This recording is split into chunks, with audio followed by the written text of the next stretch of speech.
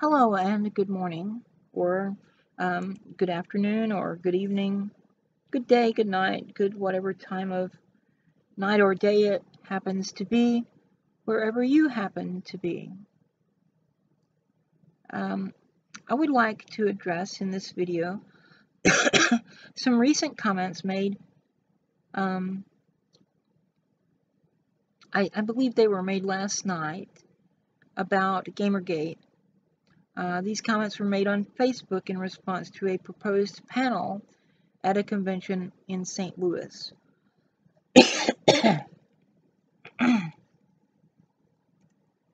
Excuse me. So, a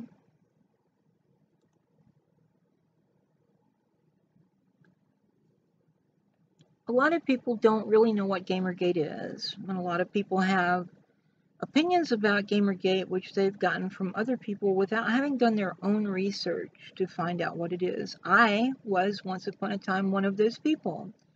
I only knew about Gamergate secondhand.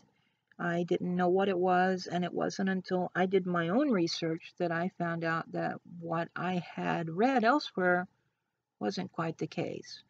So anyway, one of the commenters on Facebook last night insisted that Gamergate is based on a lie, and that was repeated by the same person 2 or 3 times. I'd have to go and look again to be sure, but at least twice this person claimed that Gamergate is based on a lie. So if it's lies we are to look at, then let's look at lies, and let's also set the record straight. I'm going to sit back here on the couch and talk about Gamergate for a bit.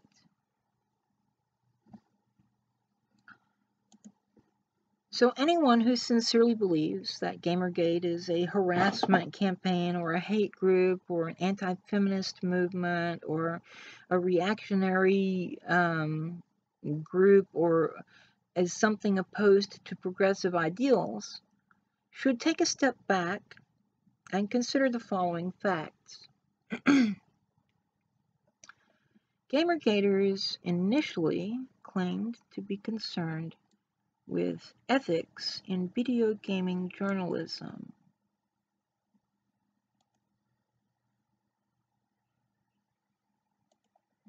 Now I say initially because this concern has since expanded to journalism in general for some of us. The next fact you need to consider is the very video games journalists whom Gamergaters were protesting then published a large number of articles containing a narrative attacking gamers in general and Gamergaters in particular. In this narrative, Gamergaters and gamers in general were accused of being cisgender, heterosexual, white, male, teens or 20-something-year-old people who were sexist and racist and homophobic and, just all kinds of nasty things. So, the very video games journalists published these articles, and then they have continued to do so since then. But the next fact that you need to consider is that the mainstream media, instead of being responsible and ethical and doing what a journalist should do, which is their own research, investigative journalism, maybe you've heard of that. I mean, it used to be a thing. It's not so much anymore. Nowadays, well, I guess we just hear about the latest celebrity divorce, juicy details or rumors, and I guess we might hear a little something about someone having 2 scoops of ice cream while everyone around him only had 1, or, the latest Russia thing, and other such things that are, I have to wonder how any of these things could be considered to be news, really. But anyway, Instead of doing their own research and investigating Gamergate for themselves like journalists should do, instead of being responsible and ethical, the mainstream media simply regurgitated the narrative of the video games journalists whom Gamergaters were protesting. Now, this doesn't seem like a very good method to find out what a group is about. Go to their opponents and find out what their opponents say about them, and then just take that as, you know, the truth. It really doesn't seem like a very good method for learning the truth about any group or any movement or anything of the sort.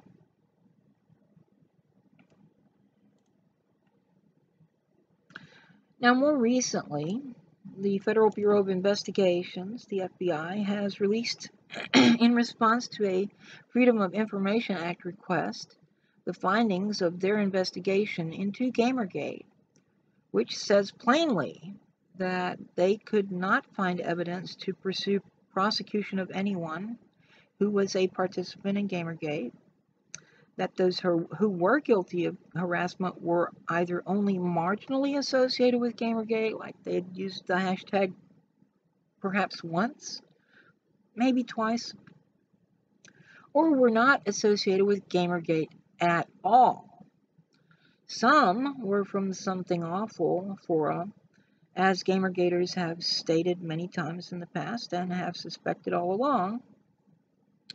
And the Something Awful goons, as some of them call themselves, have been griefers against gamers in many games, and so they are no more loved by Gamergaters than by those whom they harassed.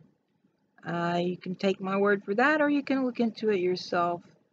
I've had run-ins with some of these people myself, and the best thing to do with them is actually to ignore them, because they just want attention. They're trolls. That's what they do. You can find links to information on the FBI investigation in my blog post on Vivi and Gigi, a love story, for which I include a link below. The documents themselves, the FBI documents themselves, may or may not still be available at the FBI.gov website. The FBI seemed to indicate that they might not always be accessible when they first published them. However, many Gamergaters have archived those documents privately or publicly. You can also look at archive.is and find where the original announcement from the FBI was posted. So finding the documents should not prove terribly difficult for someone who knows how to use a search engine. So as I'm going to be talking about Gamergate and ethics and so forth, I'm also going to be talking about myself a bit to let you know who I am, where I come from, what my stance on things is in relation to some of these accusations which have been made. Now, I have not always been involved in Gamergate. I didn't get involved in Gamergate until some time after it was a thing. But I was already doing things that Gamergate was concerned with before Gamergate was a thing. So let me let me get into a little bit of discussion of myself. I am a progressive leftist, and I'm a progressive, not a liberal. There are differences.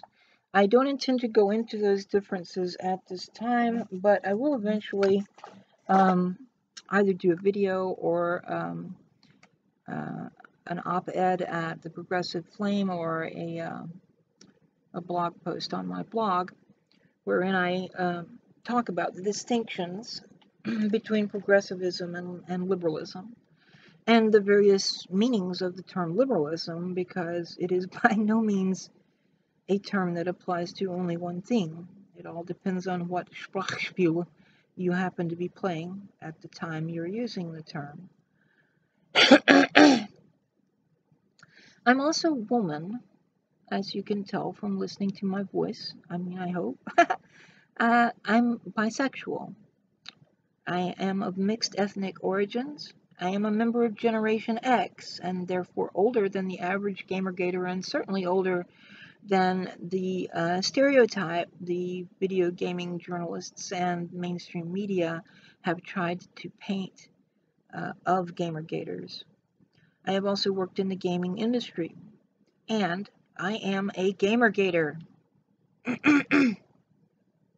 So anyone who has doubts about any of these claims, as for my gender, you need only listen to my videos as you are doing now, and you can hear my voice. As for my views of social views as a progressive and my economic views as a leftist, I have an easily traceable presence on the internet supporting progressive and leftist ideals. You can hear me talk about some of these things in my videos as well. If you're looking at the screen at the moment, you'll see the results of my political compass test from back in, let's see, I guess this was August of last year, August of 2016. Yeah, August the 16th, 2016. And as you can see, I'm in the left-libertarian quadrant, and I'm pretty far in to the left and pretty far libertarian. And by this is meant libertarian in contrast to authoritarian. It does not mean libertarian in the sense of the American Libertarian Party, which co-opted the name libertarian, which is otherwise used elsewhere in English-speaking societies as it was before, which is namely to refer to civil libertarianism. I'm going to include the results of my political compass test for a couple of times that I've taken it in the past, and my results from the quiz of the Center for a Stateless Society, or C4SS, to give you some reference of where I stand on certain things. So that ought to give you some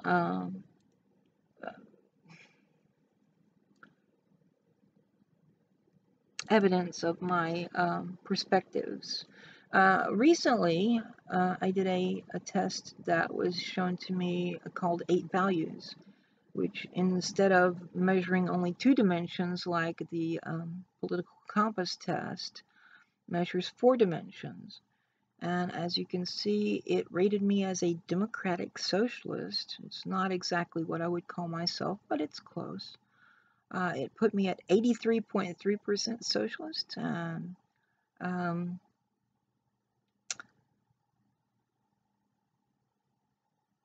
so that's pretty leftist, you know. As for the societal axis, it has me 76.6 progressive.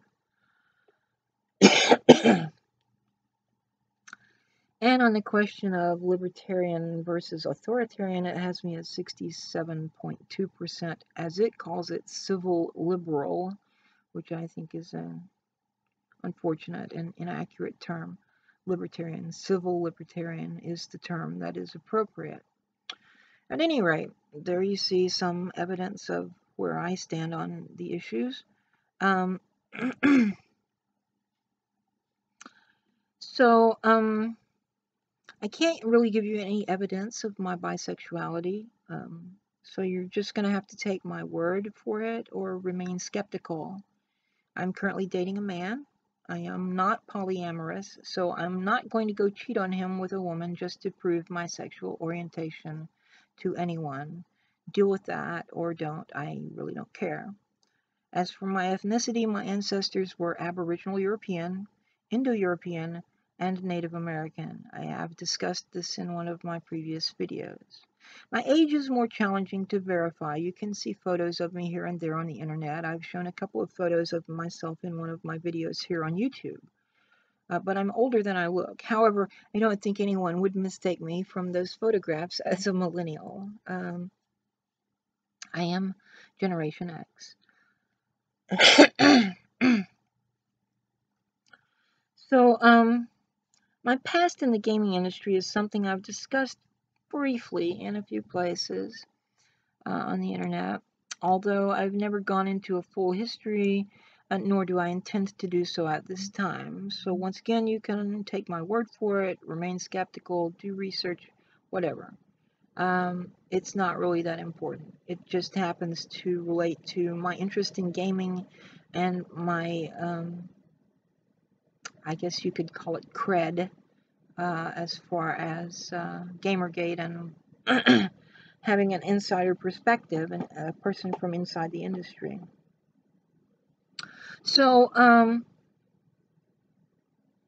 I will point out for the record that while I was working in the industry, which was mostly before Gamergate was even a thing, and all of it was before I got involved in Gamergate, I was already concerned with censorship in the industry. Censorship of games development and censorship of games as a response to external pressures, as well as the imposition of puritanical perspectives on games developers from outside the gaming industry, as well as the gaming community, by which I here intend to include both the people in the industry and gamers, who are often the same. I mean, many of us who worked in the industry or work in the industry are also gamers. Big surprise, huh? I'll come back to this later in some later video to talk about puritanical perspectives which have been attempted to be imposed on games developers and game publishers and so forth. But I've already mentioned here and there my opposition to the idea that a chainmail bikini is no protection, not very good armor, and so forth, by virtue of the fact that the chainmail bikini, which is usually something more like a scale mail loincloth and bikini top, that's the classic image anyway from Red Sonja comics in the 1970s, which I remember reading in the 1970s.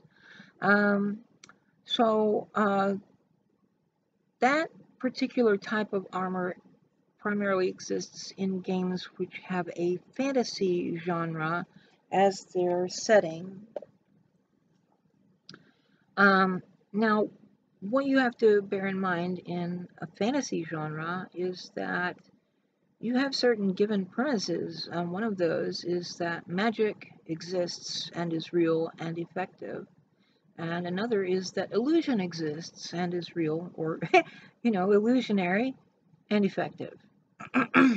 Hypnosis exists and is real and is effective, and so forth.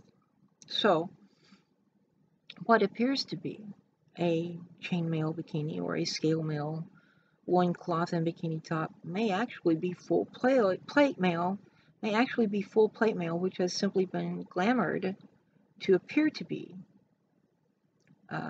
something less than it is. Or it could be heavily magic to the point that it is just as effective a means of protection as full plate mail.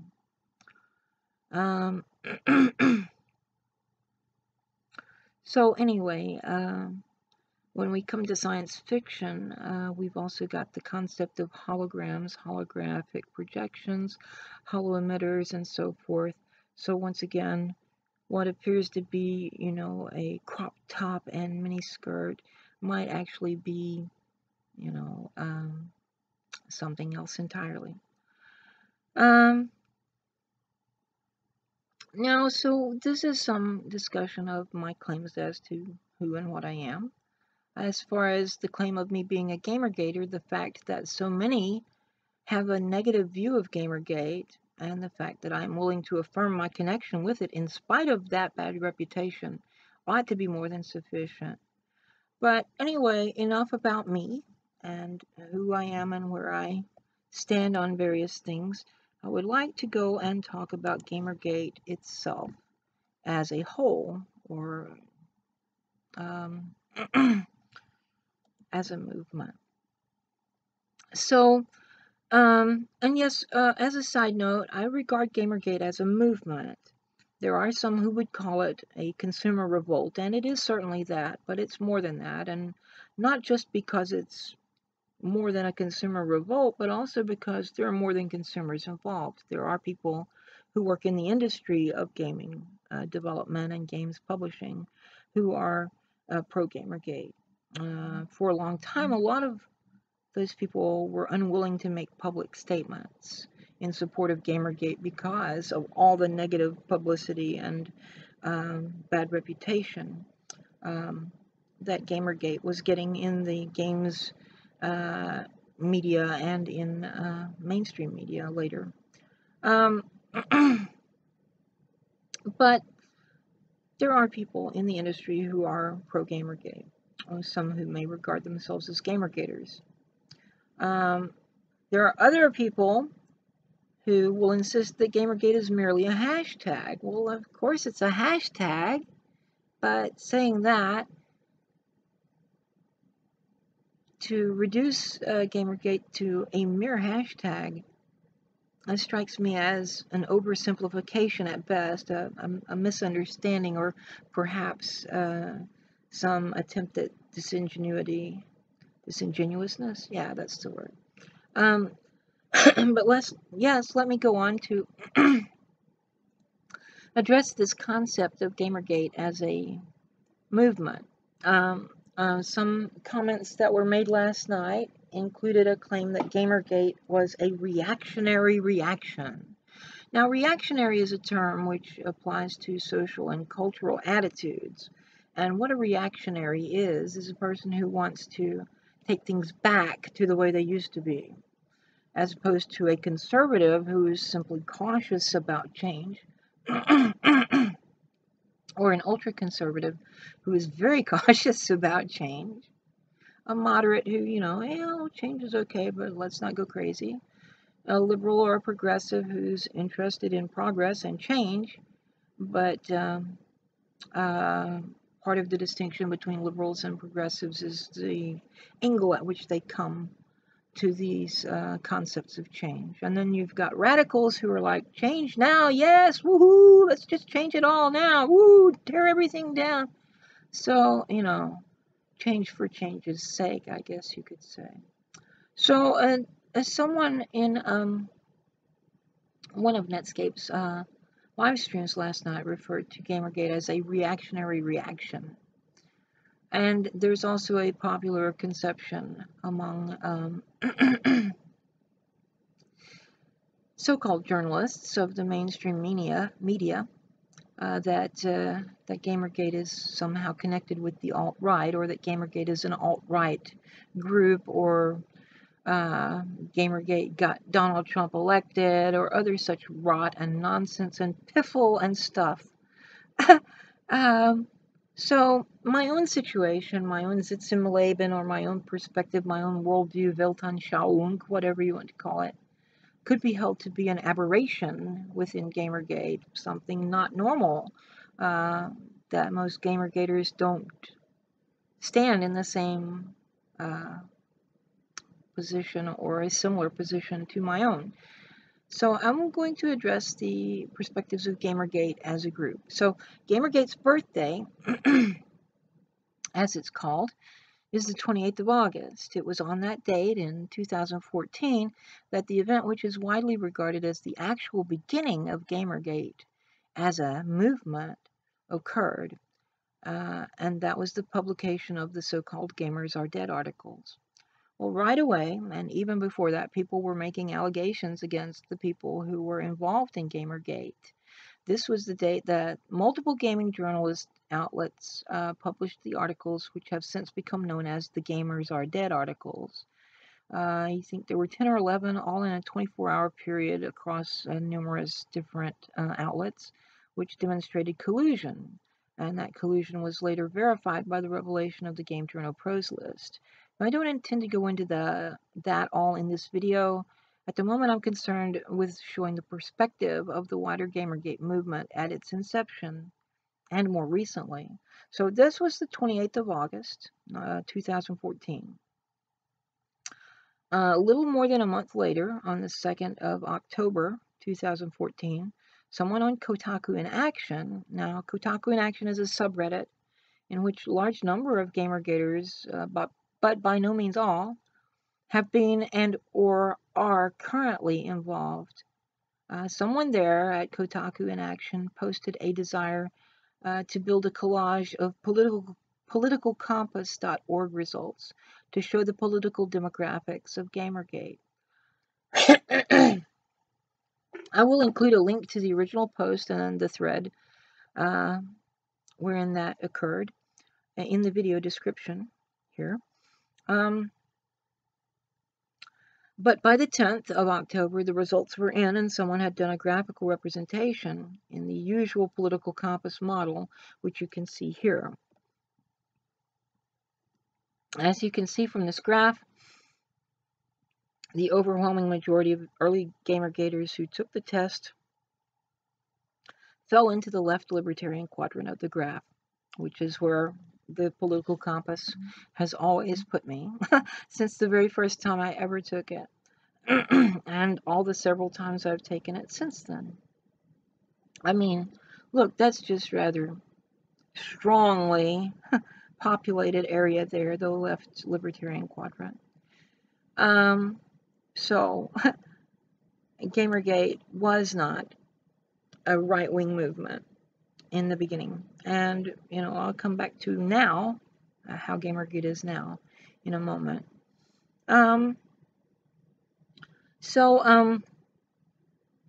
This graph you can find on James Desborough's blog, where he also put up 3 poll questions of his own. His first question was, Gamergate, would you like to see more diverse representations in games? The results of this question were 88.84% yes and 11.16% no. Jim's second question was, Gamergate, are you against equity feminism? And the results of this were 88.49% no and 11.51% yes. Jim's third and final question was, Gamergate, are your objections to the literally who, all of them, based on gender or actions?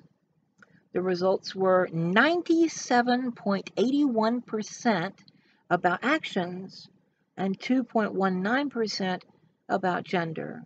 Now, Jim has some commentary on these results, which you can read in his blog post, for which I will also include a link in the video description.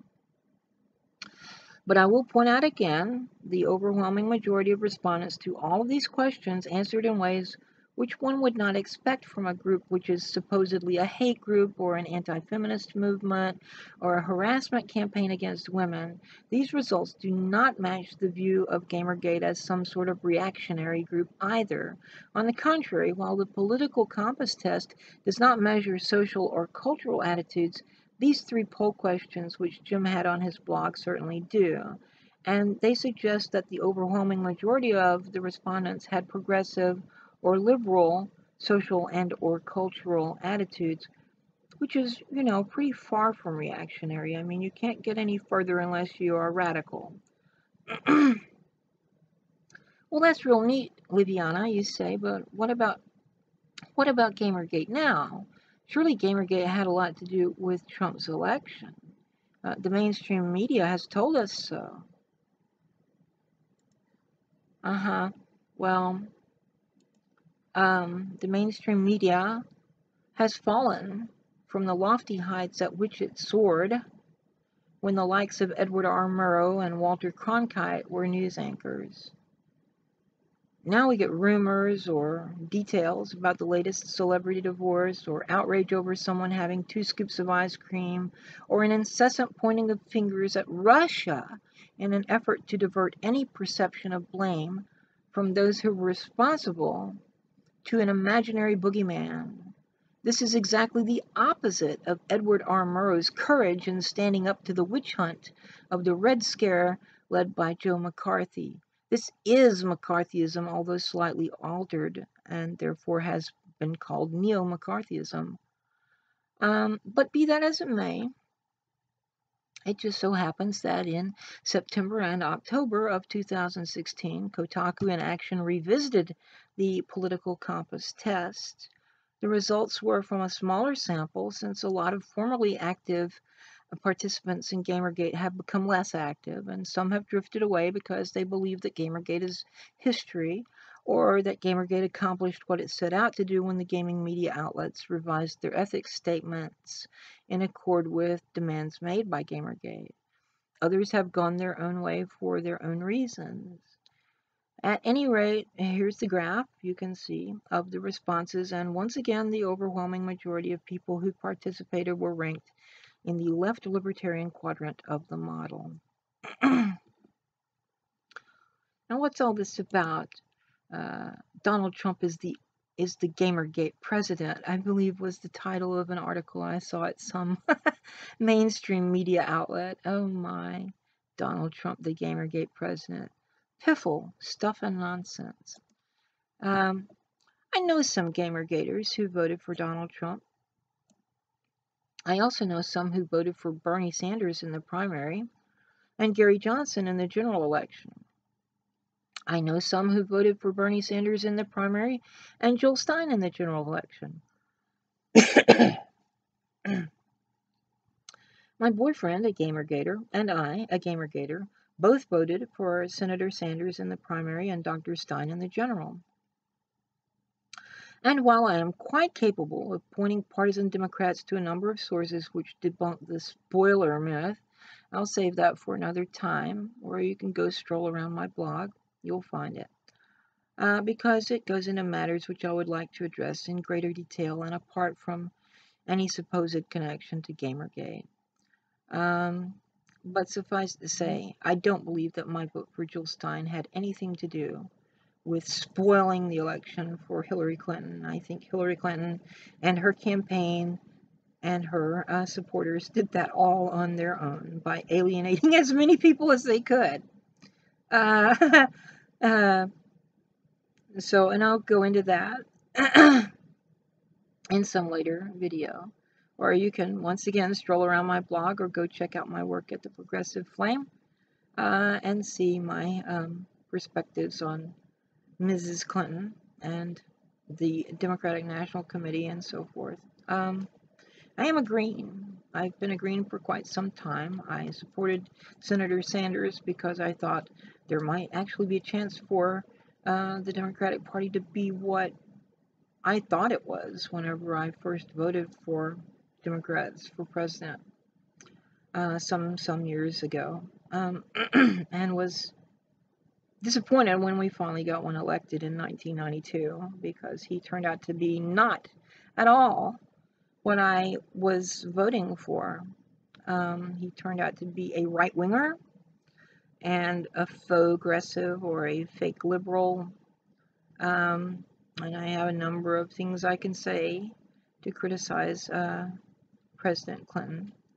But suffice it to say that I was very dissatisfied with his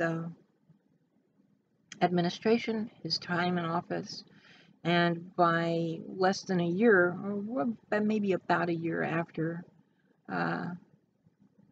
he was in the White House, I had become a Green, and I basically stayed that way for since then. Although I did kind of wander into independence, I never became a member of the Green Party back then.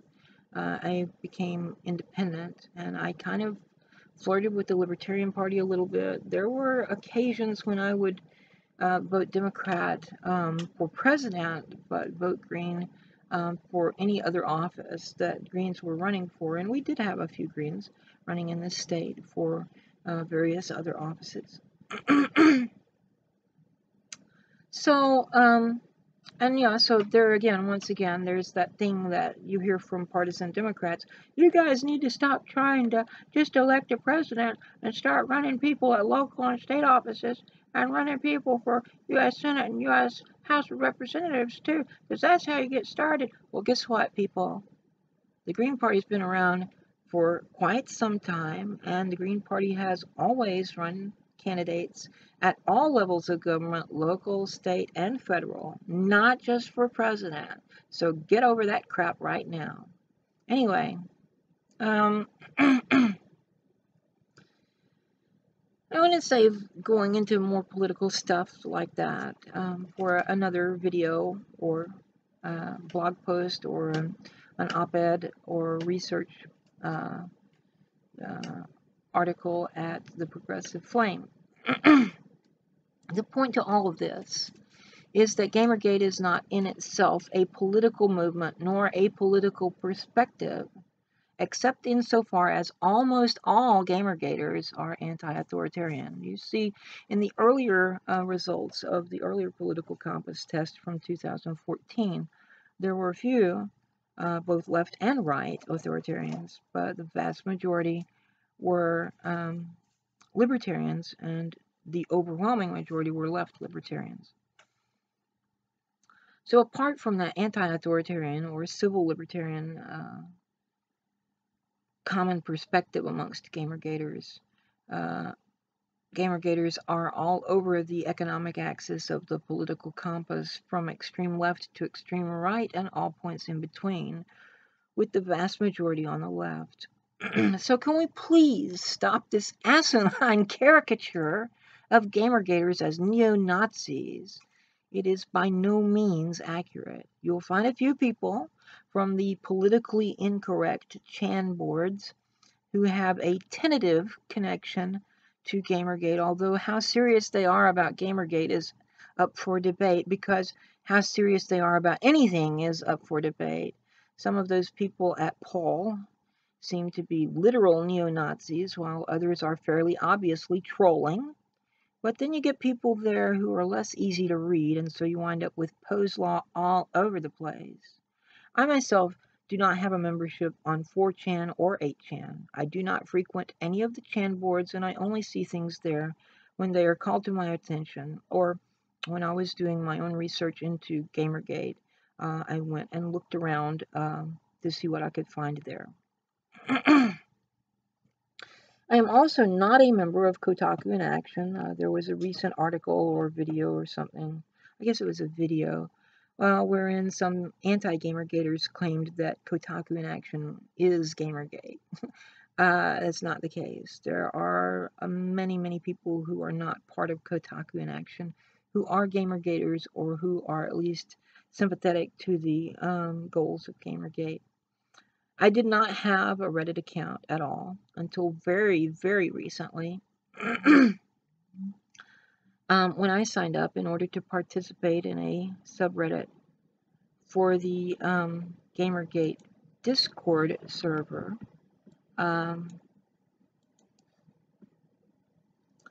So, I mean, that was like this year, 2017, and it's just May now.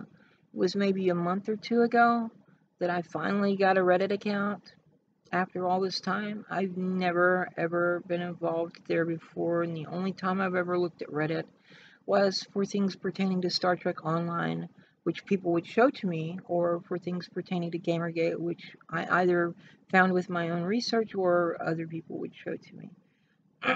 So I've looked into Kotaku in Action a little bit, but I haven't ever posted there. I've never subscribed to it. I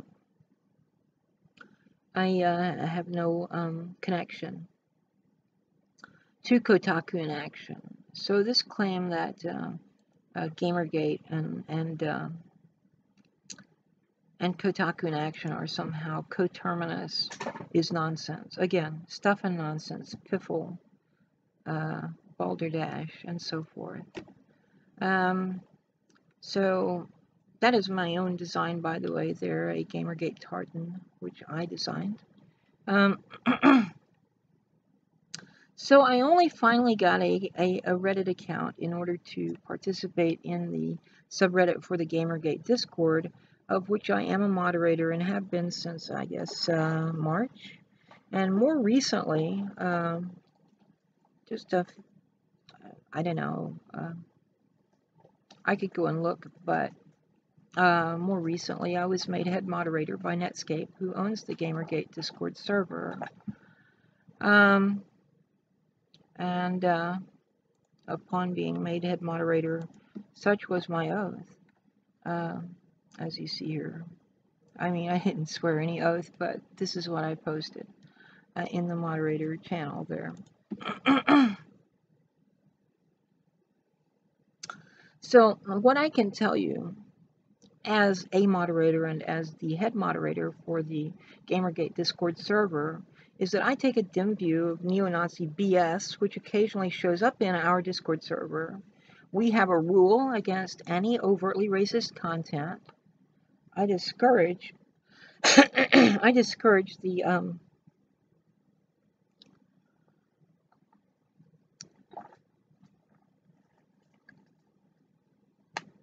I'm sorry, excuse me. I'm still having a little bit of allergy issues. I discourage the neo-Nazi stuff, which sometimes gets posted in the Gamergate Discord, or, you know, if it were original Nazi stuff, I would discourage that too. If it starts seeming like it's something other than a joke, I will instruct the person doing it to stop. Now, the reason that it has to be something other than a joke is I don't own the Discord server, and the rules which we have established, and to which I did contribute, do make allowances for jokes. But it's sometimes not so easy to tell what's a joke. I mean, once again, Poe's law in effect. So if it's all someone ever posts, you know, it's probably not a joke, right? So, I mean, they may actually believe that, or they're trolling, or they're there to raid and make us seem like something we're not, and so forth. There's a lot of crap that gets posted in our server. Some of it's interesting, some of it's not. Some of it's not crap. Some of it is important. But there's a lot of memes that get posted. Some of them are political, some of them are not. And there are, you know, people clowning around in there all the time. So, you know, you gotta not be too heavy-handed.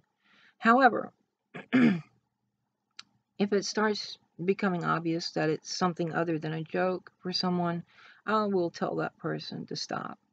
And if they don't, then they get a warning. And if they disregard the warning and still continue, then they get banned. Last night, in fact, while I was out, one of the other moderators banned 4 or 5 people for neo-Nazi BS and trolling or raiding of our server. And when I got home and saw what had happened, I voiced my support of her moderator actions in our secret moderator lair. So you people will want to continue these smears against us as racists and sexists and homophobes and neo-Nazis and right-wingers and alt-right and whatever other aspersions you have tossed at us, really need to stop and look for yourselves instead of trusting the mainstream media or Wikipedia, which has a not exactly neutral article, or the gaming media. Do some research. I mean, do some research of your own. We have our own blogs and our own websites, our own YouTube channels, and so on, with references going back to the beginnings of the Gamergate movement. And there are at least 2 sides to every story.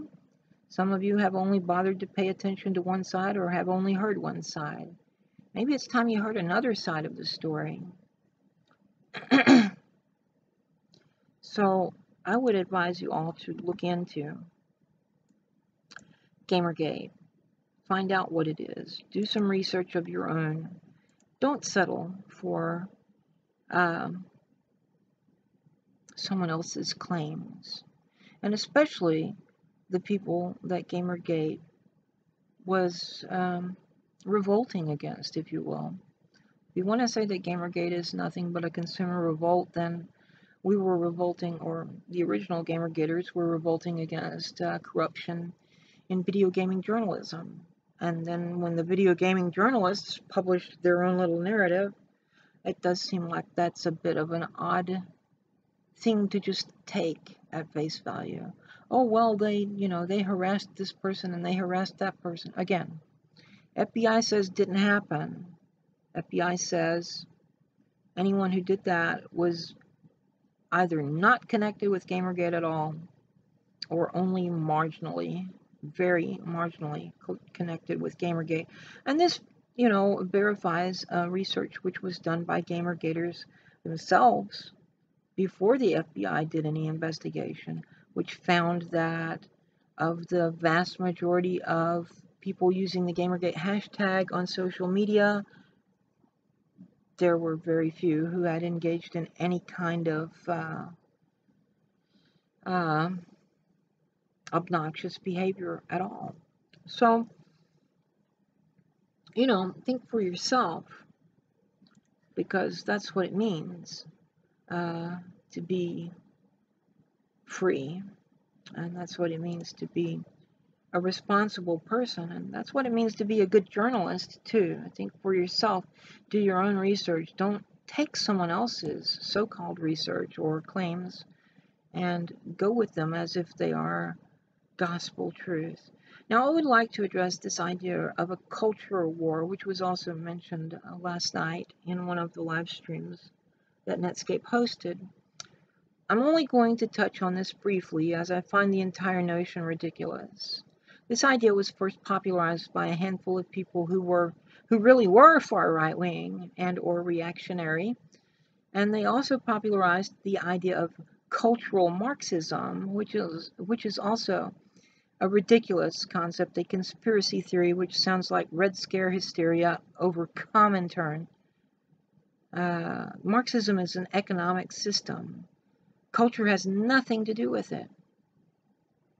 More than that, however, the idea seems to have been borrowed wholesale from a similar conspiracy theory, which was a phenomenon in Weimar Germany, in the Weimar Republic of Germany, between the two world wars. And this conspiracy theory was about something they called Kulturbolschewismus, or cultural Bolshevism. And that notion was, quite simply, the idea which a group of stodgy iconoclasts came up with in an effort to justify their dislike of modern art. The more recent notion of cultural Marxism also condemns rock music, non-Abrahamic religious exploration, drugs, feminism, homosexuality, and so on, alleging that these are all manifestations of some nefarious Marxist plot to undermine what these dour killjoys imagine to be Western cultural values. Indeed, however, the religions of the Abrahamic tradition are Middle Eastern in origin and not Western, except via imperialistic conquest and the subsequent cultural imperialism of the conquerors, for the most part. In Ireland, there was no conquest of that sort. There was no conversion by the sword. But in Ireland, other things survived too, as in Iceland. But if you want to talk about the Teutonic Knights and the Crusades in the Baltic area, yeah, that was all conquest and that was all conversion by the sword, and there was quite a lot of that throughout Europe and elsewhere. Rock music has been subjected to the same sort of hysterical propaganda which was previously leveled at jazz, and reflects the same stodgy iconoclasm of those in the Weimar Republic who didn't like modern art. With jazz and rock in America, the cultural Bolshevism, cultural Marxism, whatever, there's been some religious claims tossed in for good measure there. And seriously, I didn't realize this until I was in college and my jazz band director showed all of us one afternoon a lot of newspaper article clippings from the 1930s in which the same kind of crap that we had all seen about rock from religious personalities in the 70s and 80s was being said about jazz, which really put it all into perspective, because I don't think anyone says that about jazz today. They've moved on to condemn rock and heavy metal and rap and whatever else they want to complain about now. the kids' music has always got to be bad, except that it's not always kids' music, you know? Some of us older folk like it too. I love jazz. I'm very partial to bebop and cool and lounge and bossa nova styles of jazz. And I love rock.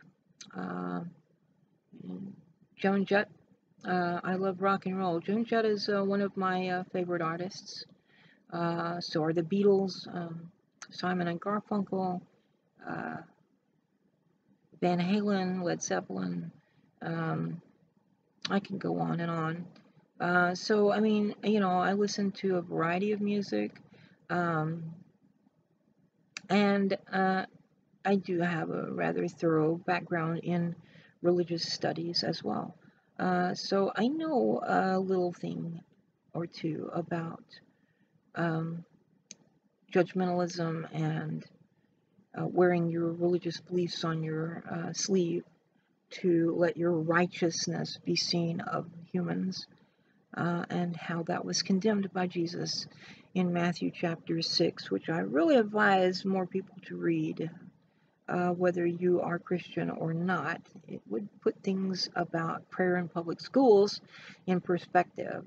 For all of you people who seem to think that we need to have some kind of law legislating for prayer in public schools, you know, you can pray in public school all you want as long as you don't do it out loud. And as far as publicly led prayer in public schools, no, I'm sorry, guys. Really, we do have a First Amendment. It guarantees you the right to your freedom of religion. Be happy. It also guarantees that your religion or your flavor of your religion doesn't get imposed on anyone else. And that's a thing that a lot of you people used to really support. I mean, the separation of church and state used to be a very lauded value among Baptists, because Baptists had experienced persecution in the old world from nations which had state churches. So no, you don't get to establish your religion through the government. If it's not strong enough to win converts and keep them on its own merits, then it deserves to die. And you don't get the government to prop it up. Grow up. And as far as prayer in public schools, really, Matthew chapter 6, verses 1 through 6, read it. And then, you know, admit that you were wrong and apologize to people that you have accosted as Satanists and atheists and whatever. So anyway, moving on. Western cultures have embraced the consumption of alcohol as a drug for millennia. So there's your drugs as somehow not Western cultural value. Oh, on the contrary, copious quantities of alcohol have been consumed by people in the West for millennia.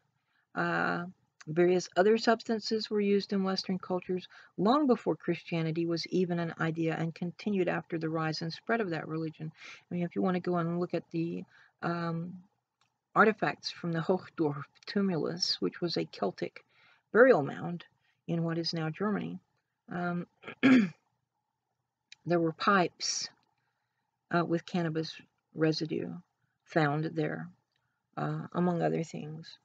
So, you know, don't presume to pontificate to other people what Western cultural values are when the values you're trying to promote actually come from the Middle East and not from the West at all. So feminism gets condemned also as somehow connected to cultural Marxism. Feminism is a topic I would like to cover in much greater detail at some other time.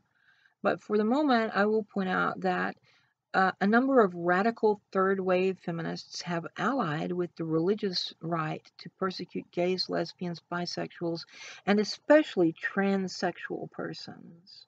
That's a fact, and it's one which must surely make some of these conspiracy theorists uncomfortable. but it is a fact. Be that as it may, however, conflating the authoritarians and neo-Puritans or pseudo-Puritans of the third wave feminist movement, if you will, with the champions of women's liberation and women's rights who made up the mainstream of second wave feminism is a colossal mistake. There are major, major, major differences between people who advocate for liberation and people who attempt to impose their authoritarian and puritanical views on others. Feminism is not a monolithic perspective, but instead has many different perspectives and sometimes even sees struggles between proponents of those various feminist perspectives. And some of them may or may not be worthy of the name of feminist. And I have addressed that at some point in time elsewhere, and I'll probably talk about it again here. Homosexuality and transsexuality are supposedly somehow connected with cultural Marxism. No, people, man, seriously, homosexuality and transsexuality, that's just nature. It's not in itself Western or non-Western. It's not ethical or unethical. It just is. Some may feel uncomfortable about that, but once again, we're at the point where the proper response is to tell those people that if they don't like homosexuality, nobody is forcing them to be homosexuals. You know, if you don't believe in the ethicality of having an abortion, then don't have one. If you don't believe that gay marriage is okay, then don't get gay married, and so on. You know, if you don't believe that drinking is appropriate or good or righteous or ethical, don't drink. But don't tell other people that they can't drink, or that they can't get gay married, or that they can't have an abortion, or that they can't look at pornography, or that they can't listen to rock music or jazz music, or, you know, so on and so forth. When you start trying to dictate to others what they can and cannot do based on your views, you've crossed the line away from any sort of Western values into authoritarian jackassery. And I'll have more to say about this in the future as well. It's one of the things I do tend to go on about, as some of my friends and family can verify. But for now, I think I have addressed what I intended to address with this video, so I will close, and I will wish you all a good morning or good afternoon or good evening or good night or good day, whatever time of night or day it may happen to be, wherever you may happen to be. Take care, and I will talk to you all again soon, hopefully. Live long and prosper.